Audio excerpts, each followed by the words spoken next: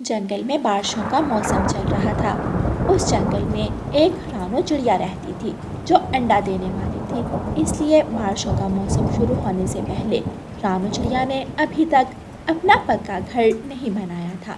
इसलिए वो बारिश से बहुत परेशान अपने तिनकों के घोंसले में बैठी थी। बारिश का मौसम तो आ गया, मुझे अपना पक्का घोंसला बना लेना चाहिए था। अब मैं क्या करूं? सारा बारिश का पानी तो मेरे घोंसले में जमा हो रहा है। मुझे किसी पक्षी की मदद लेनी चाहिए। रानो चिड़िया अपने घोंसले में मौजूद भोजन को थैली में डालती है और वहाँ से उड़ती है। उड़ते उड़ते रानो चिड़िया एक घर के बाहर जाती है। वो दरवाजे पर दस्तक देती है। कोई अंदर है? प्लीज दरवाज़ा खोलें, मुझे घर के अंदर आने दें। बाहर बहुत जोरों की बारिश हो रही है। वो घर तोते का था। तोता सोया हुआ था। दरवाजे की आवाज़ से तोता उठ जाता है। अरे कौन आ गया? कोई आराम से सोने भी नहीं देता। अगर दरवाज़ा खोलूंगा तो उसे घर के अंदर लाना पड़ेगा। मैं दरवाज़ा ही नहीं खोलूंगा। तोता सोने का नाटक करता है और जोर जोर से खर्राटे लेना शुरू हो जाता है। खर्राटों की आवाज़, लगता है कोई अंदर बहुत गहरी नींद सो रहा है। मुझे उसे परेशान नहीं करना चाहिए। रानो चिड़िया अपनी अनाज की थैली उठाती है और वहाँ से चली जाती है। फिर रानो चिड़िया उड़ती उड़ती कौवों के घर के पास आ जाती है। गौरी गौरी उठो, मुझे कुछ खाने को दो, बहुत भूख लग रही है। गौरी गुस्से में उठती है। क्यों शोर मचा रहे हो? भूख भूख, मैं कौन सा पकवान खाकर बैठी हूँ? मैं भी तुम्हारी तरह भूखी ही हूँ। हाँ तो जाओ ना रसोई में और कुछ बना लाओ, हम दोनों मिलकर खाते हैं। अच्छा, अनाज क्या हमारे घर में उगता है जो मैं जाऊँ और कुछ पका लाऊं? अनाज का एक दाना भी घर में नहीं है। एक तो ये बारिश भी रुकने का नाम ही नहीं ले रही। काश अनाज खुद चलकर हमारे घर आ जाए। कालू कौवा ऐसे बातें कर ही रहा था कि उनके दरवाजे पर दस्तक होती है। इस समय कौन आ गया हमें परेशान करने? रुको, मैं जाकर देखता हूँ। कालू भैया दरवाज़ा खोले। कालू कौवा दरवाज़ा खोलता है। अरे रानो, तुम यहाँ क्या कर रही हो? कालू भैया, बारिश के कारण मेरे घोंसले में पानी जमा हो गया है। मैंने अभी तक अपना पक्का घर भी नहीं बनाया। मुझे अपने घर में आने दे दें। जब बारिश रुकेगी तो मैं चली जाऊंगी। कालू की नज़र रानो चिड़िया की भोजन की थैली पर पड़ती है। अरे वाह, अनाज! रुको रुको रानो, मैं अपनी पत्नी से पूछता हूँ। कालू कौवा घर के अंदर जाता है। कौन था बाहर? रानो चिड़िया है, आशियाना मांग रही है, हम उसे अपने घर में रख लेते हैं। क्या कहा तुमने? तुम्हारा दिमाग तो ठीक है? ये हमारा घोंसला है, कोई अनाथ आश्रम नहीं है कि जिसका भी मन करे हमारे घर में आ जाए। मेरी पूरी बात तो सुनो। उसके पास अनाज की थैली है, हम उससे अनाज छीन लेंगे और फिर उसे भगा देंगे। हाँ, ये की ना तुमने अकल वाली बात। बड़े दिनों बाद तुमने अपने दिमाग का इस्तेमाल किया है। खिड़की के पास खड़ी रानो चिड़िया कौवों की सारी बात सुन लेती है। ये धोखेबाज कौवे तो मेरा भोजन छीनने का प्लान बना रहे हैं। मुझे जल्दी से यहाँ से भागना होगा। रानो चिड़िया अपनी पोटली उठाती है और वहाँ से उड़ जाती है। गोरी, मैं उसे अभी घर के अंदर लेकर आता हूँ। कालू कौवा दरवाज़ा खोलता है। अभी तो रानो यही थी, अब कहाँ चली गई? लगता है कमजोर चिड़िया भाग गई। आज तो हमें भूखा ही रहना पड़ेगा। रानो चिड़िया उड़ती उड़ती एक पेड़ की डाल पर जाकर बैठ जाती है। अच्छा हुआ मैं उन कौवों के झांसे में नहीं आई, लेकिन ऐसी हालत में मैं ज़्यादा देर उड़ भी नहीं सकती। तभी एक शिकारी चील वहाँ से गुजर रही थी। वो रानो चिड़िया को देख लेती है। इस बार तो मुझे अच्छा भोजन मिल गया। अब इस चिड़िया को अपने घर ले जाकर इसका मज़ेदार सूप बनाकर पीऊंगी। चील ऐसा सोचते हुए रानो चिड़िया के पास जाती है। चील को देखकर रानो चिड़िया डर जाती है। डरो मत चिड़िया रानी, मुझे पता है तुम बारिश के कारण यहाँ फंस गई हो। अगर तुम कहो तो मैं तुम्हारी मदद कर सकती हूँ। मदद? कैसी मदद? मेरा घर पास ही है। जब तक बारिश है तुम आराम से मेरे घर में रहो और जब बारिश रुकेगी तो चली जाना। मैं कैसे इस चील पर भरोसा करूं? लेकिन अगर मैंने यहाँ से भागने की कोशिश की तो ये चील पक्का मुझे मार देगी। नहीं नहीं, मुझे अपनी और अपने बच्चे की जान बचानी होगी। क्या हुआ चिड़िया, क्या सोच रही हो? तो कुछ नहीं, मैं चलती हूँ आपके साथ। हाँ हाँ, जल्दी चलो। चील रानू चिड़िया को अपने साथ ले जाती है। चील रानू चिड़िया को लेकर अपने घर में जाती है। शुक्रिया चील, आपने मेरी और मेरे बच्चे की जान बचाई। क्या तुम अंडा देने वाली हो? अंडे का सुनकर चील की खुशी का कोई ठिकाना ही नहीं था। हाँ, मेरा अंडा देने का समय भी आ गया। मैं अभी नदी से पानी पीकर आई। इस चिड़िया के साथ इसका अंडा भी खाऊंगी, बस मुझे इसे कहीं जाने नहीं देना चाहिए। रानू चिड़िया, तुम तकलीफ मत उठाओ, मैं लेकर आती हूँ तुम्हारे लिए पानी। चील पानी लेने चली जाती है। शुक्र है चील मेरी बातों में आ गई। अब मुझे यहाँ से भागना होगा।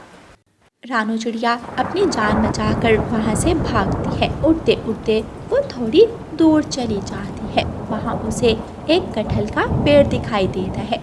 रानू चिड़िया उस पेड़ की डाल पर बैठ जाती है। रानू चिड़िया को उस पेड़ पर लगे बड़े बड़े कटहल के फल देखकर एक विचार आता है, क्यों ना मैं इस कटहल का घोंसला बना लूं। ये कटहल मेरे लिए एकदम सुरक्षित है। फिर रानू चिड़िया अपनी चोंच से एक कटहल में सुराख करती है और उसे अंदर से खोखला कर देती है और उसके अंदर चली जाती है और बाहर से सुराख बंद कर देती है।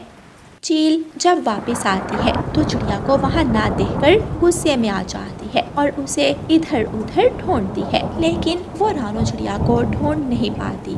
कुछ दिनों बाद रानू चिड़िया उस कटहल के फल में 2 अंडे देती है और खुशी खुशी अपना जीवन उस कटहल के घर में गुजारती है। यारे दोस्तों, इस कहानी को लाइक, अपने दोस्तों के साथ शेयर और चैनल को सब्सक्राइब करना बिल्कुल मत भूलना। आपका धन्यवाद। जंगल में ठंडी का मौसम चल रहा था। हर तरफ सफेद सफेद बर्फ के गोले गिर रहे थे। फजा में चलती तेज सर्द हवा सनसन कर रही थी। पेड़ पौधे बर्फ से पक्षी अपने अपने घरों में ठंड से परेशान बैठे थे। उन्हें बढ़ती हुई ठंड की चिंता थी। रानू चिड़िया अपने घर से निकलती है, एक लंबी सी सांस लेती है और बरगद के पेड़ की तरफ जाती है। वहाँ कबूतर, तोता, बुलबुल पहले से ही बैठे हुए थे। अच्छा किया रानू चिड़िया, तुम भी जल्दी आ गए। जल्दी तो आना ही था तोते भैया। जिस तरह बर्फ पड़ रही है, सर्दी भी उतनी ही बढ़ जाएगी और अभी तक गर्म सामान भी नहीं है हमारे पास। मैंने सुना है कि पहाड़ों के पास कपास का खेत है। हम सब वहाँ जाते हैं और कपास ले आते हैं। कपास से हम गर्म कपड़े और बिस्तर बना लेंगे, फिर हमें सर्दी की कोई चिंता नहीं होगी। मेरे पास घर में 2 टोकरियां हैं। मेरे पास भी 2 टोकरियां हैं। हम सब एक एक टोकरी में अपनी अपनी कपास जमा कर लेंगे। ठीक है, तुम दोनों जाओ और वो टोकरियाँ ले आओ। फिर बुलबुल और तोता अपने अपने घरों की तरफ उड़ते हैं। वो टोकरियाँ उठाते हैं और वापस आते हैं।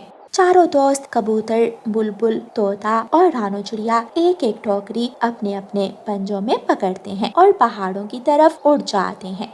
कालू कौवा, गौरी कौवी और उनका बेटा जग्गू कौवा अपने घर में बैठे थे। पापा, मम्मा देखें, कितने मजे की बर्फबारी हो रही है। चले ना, हम सब पिकनिक मनाने चलते हैं। जग्गू बेटा, ठंड और बढ़ जाएगी। कालू जी, हमें भी कपास लेने जाना चाहिए। नहीं नहीं, मुझे पिकनिक पर ही जाना है। मुझे पिकनिक पर लेकर जाओ। जग्गू बेटा, जिद मत करो। देखो ठंड कितनी ज्यादा बढ़ गई है। चले उठे कालू जी, रानू चिड़िया और तोता कपास लेने गए हैं, हम भी चलते हैं। कालू कौवा हंसने लग जाता है। एवी टेंशन लिए जा रही हो, बस देखना यही बर्फ पड़ेगी। पिछली बार भी बस इतनी ही ठंड पड़ी थी, फिर जल्द ही गर्मी आ गई थी। अब की बार भी ऐसा ही होगा, इसलिए तुम चिंता मत करो। उधर तोता, कबूतर, बुलबुल और रानू चिड़िया कपास के फूल तोड़ते हैं और अपनी अपनी टोकरियों में रखते हैं। तोते यार, क्या तुम कल कालू और कोरी को बताए थे कि हमने कपास लेने जाना है? बताया तो था, घर में गोरी बैठी थी, उसे मैं कह आया था। आगे आना तो उन्होंने अपनी मर्जी से ही था। वो दोनों बहुत आलसी हैं। देखना, जब हम गर्म बिस्तर बनाएंगे तो वो हमसे ही मांगने आएंगे। वो सब बातें करते करते कपास के फूल तोड़ते हैं और अपनी अपनी टोकरियाँ भर लेते हैं। फिर वो सब अपनी अपनी टोकरियाँ उठाते हैं और रानू चिड़िया के घर की तरफ उड़ते हैं। रानो, जल्दी करते हैं, तुम अपना चरखा लाओ, फिर हम सब धागा बनाते हैं। अच्छा गुड़िया बेटी, इधर आओ। गुड़िया दूसरे कमरे से आती है। गुड़िया बेटी जाओ अलमारी खोलो, उसमें चरखा पड़ा है, वो तो ज़रा ला कर दो। गुड़िया अलमारी खोलती है लेकिन अंदर तो कुछ भी नहीं था। मम्मा अलमारी में तो कुछ नहीं है, चरखा कहाँ चला गया? मम्मा याद आया, चरखा तो नानो ले गई थी जब पिछली बार वो आई थी। हाँ दोस्तों आप सब यहीं रुको, मैं अपनी माँ से चरखा लेकर आती हूँ। रानो चिड़िया अपने घर से निकलती है और अपनी माँ वाले जंगल की तरफ उड़ती है। रानो चिड़िया उड़ती उड़ती अपनी माँ के घर पहुँच जाती है और दरवाजे पर दस्तक देती है। रानो चिड़िया की माँ दरवाज़ा खोलती है। रानो बेटी आओ आओ अंदर आओ, गुड़िया को भी ले आती साथ अपने। माँ मैंने तो अभी चले जाना है, आप मुझे चरखा दे दें, हम सब पक्षी कपास लाए हैं, धागा बनाकर हमने गरम बिस्तर बनाने हैं, ठंड किसी भी समय बढ़ सकती है। अच्छा बेटी लाती हूँ, लेकिन बिस्तर बनाने के बाद चरखा मुझे वापस कर देना, मैंने भी अपने जंगल के पक्षियों के लिए गरम कपड़े बनाने हैं। कुछ गरीब और अनाथ पक्षी हैं जिनके पास इतने पैसे नहीं होते, फिर मैं उन्हें कंबल और स्वेटर बुन देती हूँ। ठीक है माँ, मैं जैसे ही बिस्तर बना लूँगी आपको चरखा वापस कर जाऊँगी। फिर रानो चिड़िया की माँ चरखा लाकर अपनी बेटी को दे देती है। रानो चिड़िया चरखा उठाकर अपने घर वापस आ जाती है। फिर सब दोस्त मिलकर चरखे से धागा बनाते हैं और धागे से बिस्तर बनाना शुरू करते हैं। वो सारे दोस्त मेहनत से काम करते हैं और 2-3 दिनों में वो सब गरम कंबल, शालें, स्वेटर बुन लेते हैं और अपना अपना सामान उठाकर अपने अपने घर ले जाते हैं। इसी तरह 5 दिन और गुजर जाते हैं। जंगल में अब और भी ज्यादा बर्फ गिरने लगती है और साथ साथ तेज सर्द हवाएं चलना शुरू हो जाती हैं। जंगल के पहाड़ बर्फ से ढक चुके थे। जग्गू अपने घर की खिड़की में बैठा बर्फ के पहाड़ों को देख रहा था। पापा मम्मा यही ठीक समय है पिकनिक मनाने का, मुझे बर्फ के पहाड़ों पर खूब मजा आएगा। अच्छा ठीक है जग्गू, गौरी तुम पिकनिक का सामान तैयार करो, मैं चाचा छमछम से ऑटो किराए पर लेकर आता हूँ।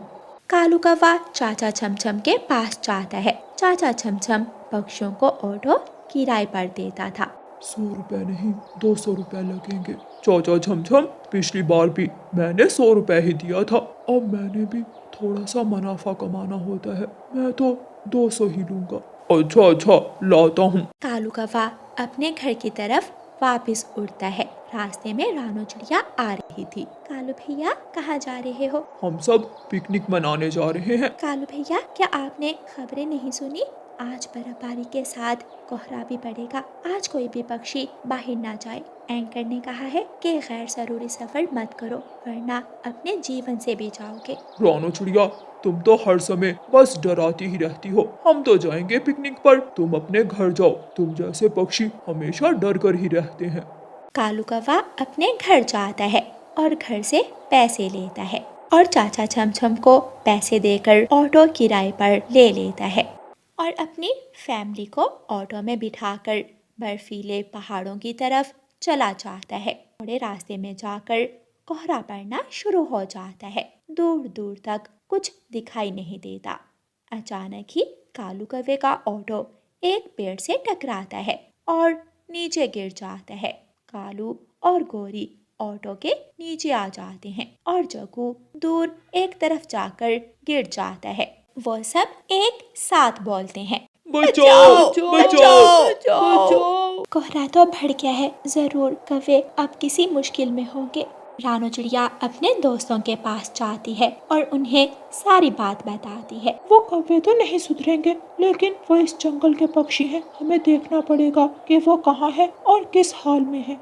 वो सब उड़ते हैं और आहिस्ता आहिस्ता उस जगह पहुंच जाते हैं जहां ऑटो गिरा था। वो सब मिलकर कालू और गोरी को ऑटो से निकालते हैं। बुलबुल जाकर जग्गू को उठाती है और उन्हें घर ले जाते हैं।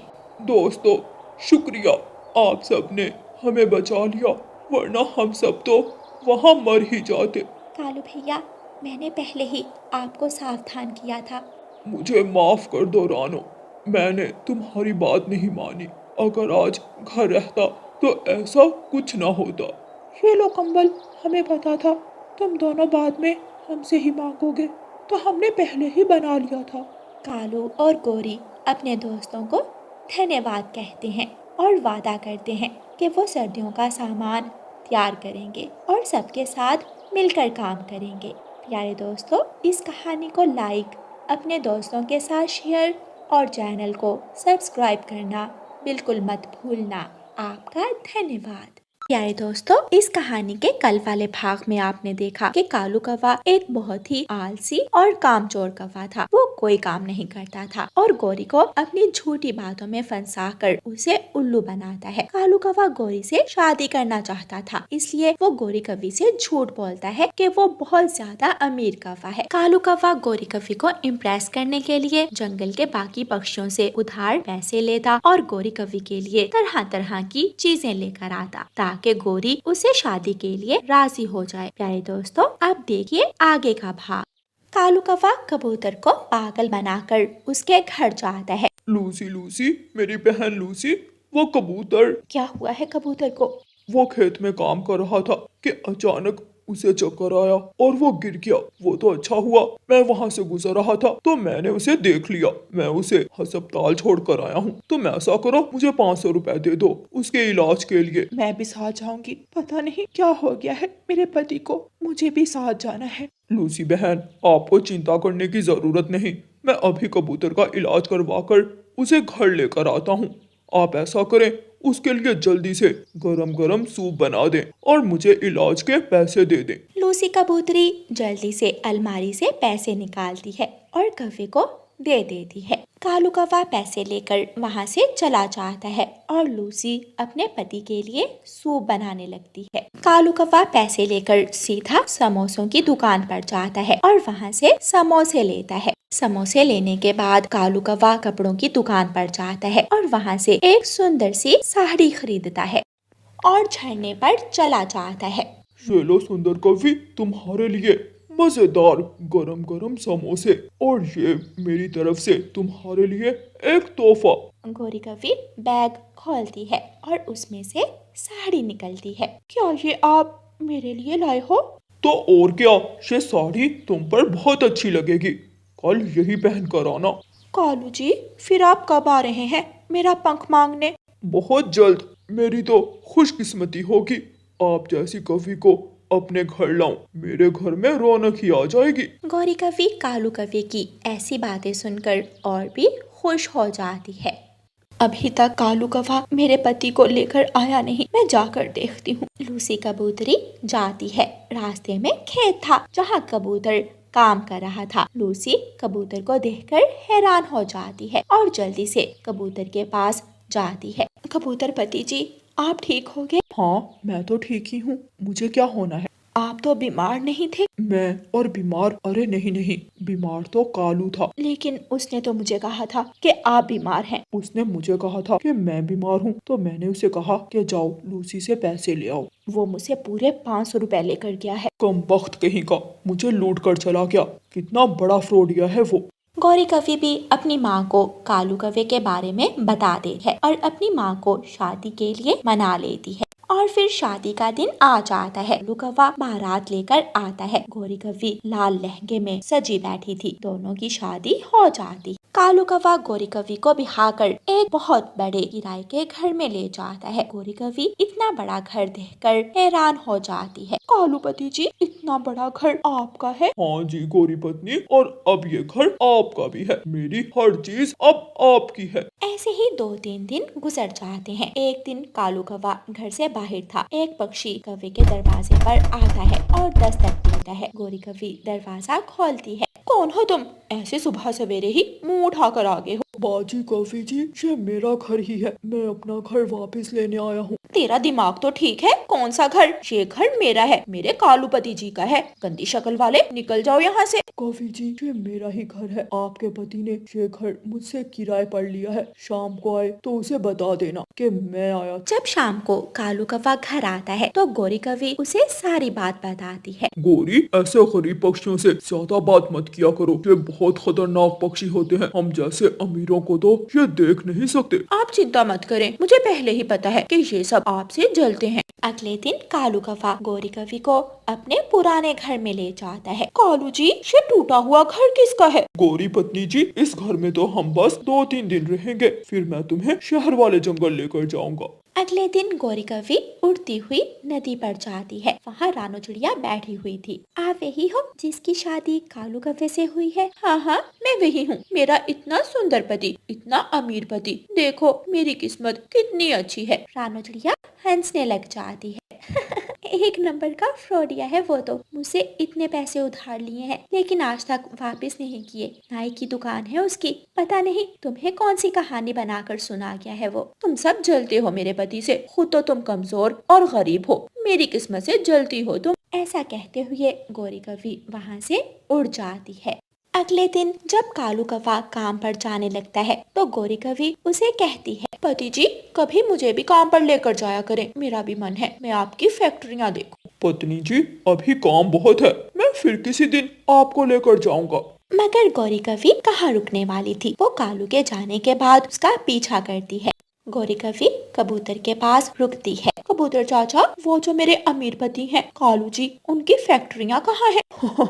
कौन? वो फ्रॉडिया? अरे उसकी तो नाई की दुकान है, ये 2 नदियाँ छोड़कर एक पीपल का पेड़ आएगा, वहाँ दुकान लगाता है अपनी। गोरी कवि जल्दी से वहाँ जाती है। कालू कवि ने शीशा पेड़ के साथ लटकाया हुआ था और एक पक्षी के बाल काट रहा था। कालू के बच्चे, मेरे साथ धोखा, इतना बड़ा धोखा किया तुमने। गोरी, मेरी बात सुनो। कोई बात नहीं सुनूंगी, मुझे कहा कि बड़ी बड़ी फैक्ट्रियाँ हैं और यहाँ नाई की दुकान खोल रखी है। हाँ, मैंने तुमसे झूठ बोला, लेकिन पत्नी जी मैं सच में आपसे प्यार करता हूँ, सिर्फ आपसे शादी के लिए झूठ बोला था। मैं तो शादी से पहले ये काम भी नहीं करता था, लेकिन आपकी खातिर ये सब भी कर रहा हूँ। गोरी को कालू की आंखों में सच्चाई नजर आती है और गोरी का गुस्सा ठंडा हो जाता है। अच्छा, ऐसी बात है, और मैं भी कौन सा बहुत अमीर घराने से हूँ जो मैं आपसे अमीर ना होने का गिला करूंगी। लेकिन आप मुझसे वादा करें कि मुझे हर रोज पैसे ला कर देंगे, मुझे भोजन की कमी नहीं होने देंगे। हाँ, वादा करता हूँ, पक्का वादा करता हूँ, मैं अपनी पत्नी की सारी खुशियाँ पूरी करूँगा। फिर कालू कौवा अपनी दुकान बंद करता है और दोनों पति पत्नी खुशी खुशी अपने घर चले जाते हैं। प्यारे दोस्तों, इस कहानी को लाइक, अपने दोस्तों के साथ शेयर और चैनल को सब्सक्राइब करना बिल्कुल मत भूलना।